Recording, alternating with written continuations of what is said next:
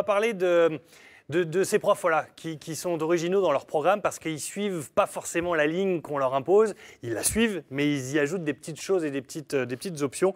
C'est le cas en l'occurrence de Martial Gartner qui est avec nous, prof en robotique à l'espace scolaire Condorcet à Saint-Quentin. Bonjour. Bonjour. Merci d'être là. Vous êtes accompagné d'Adrien Gontier qui lui est étudiant en première année de BTS CRSA, conception réalisation de systèmes automatiques.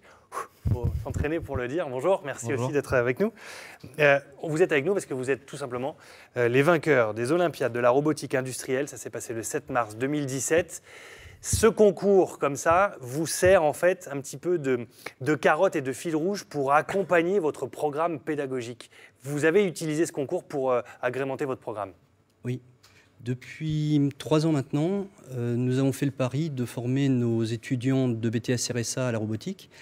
Et dès la première année, les étudiants découvrent la robotique. Et de façon à rendre l'enseignement plus stimulant, nous avons inscrit nos étudiants à cette compétition nationale de robotique. Et donc, dès la fin du mois de septembre, nous recevons le sujet de l'épreuve, parce que l'épreuve, la compétition se déroule en 2 temps. En premier temps avec... Compétition nationale. Hein, après. Nationale.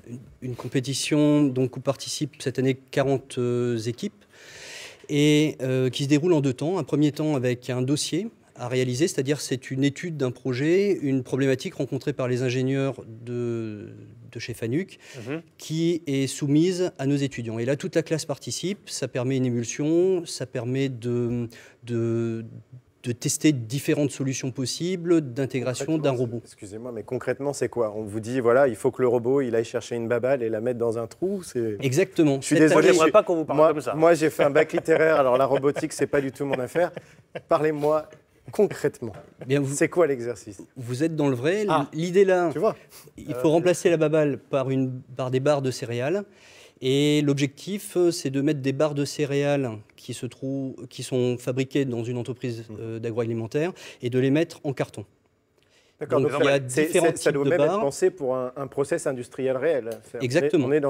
Donc ça participe aussi de l'apprentissage de vos élèves, c'est de leur montrer que ce n'est pas simplement un exercice, c'est leur montrer que c'est l'application dans la vie réelle et dans leur emploi futur. Exactement, avec les contraintes de l'industrie, à savoir qu'on a des cadences à respecter et à l'aide de logiciels de simulation, les étudiants peuvent tester des solutions, choisir les robots, etc. Et donc cette démarche-là me sert, moi, pour avancer mon cours, c'est-à-dire qu'au fur et à mesure des besoins rencontrés pour pouvoir avancer dans le projet, ça me permet d'apporter les notions.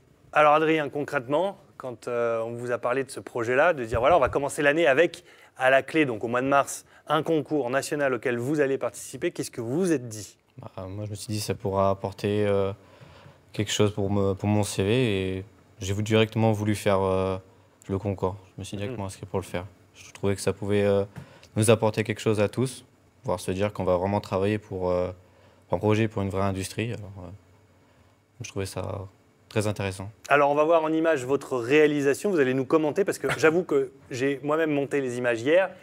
J'ai pas tout compris. Alors, aidez-moi, Adrien. Qu'est-ce qui se passe là? Dans un premier temps, on voit que le robot, il prend les barres de chocolat, il les met dans le carton. Après, il repart pour prendre les barres de céréales qui sont en beige et il les remet. C'est pour en mettre une sur deux, en fait, c'est ça? Voilà. Alors, ce process-là, il est unique. Je veux dire, c'est vous qui l'avez imaginé ou c'est quelque chose qui est assez courant? C'est nous qui l'avons imaginé, ça. Et qu'est-ce qu'il a d'original et qui fait que ça vous a fait gagner, en tout cas? C'est les différentes solutions qu'on avait apportées et au final, on est arrivé à cette solution-là qui était la plus optimisée. Et alors, concrètement, pendant les mois de préparation, vous fournissez ce genre de visuel, des explicatifs, mais le jour de l'épreuve, vous devez le fabriquer en vrai? Ou alors vous avez déjà préparé vos éléments en cours? Comment ça se passe? Le jour de l'épreuve, tout est déjà donné en fait. Il faut juste suivre les indications. Voilà.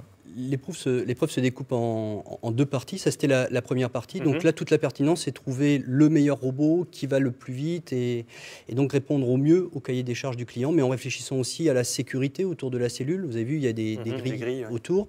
Et en expliquant tout ça dans un dossier et à l'aide de la vidéo. Et donc, il n'a pas été fabriqué, ce robot. Non, ça s'est soumis au jury et ça pourrait servir à un commercial de cette entreprise-là pour dire à son client, eh bien voici la solution qu'on peut vous proposer.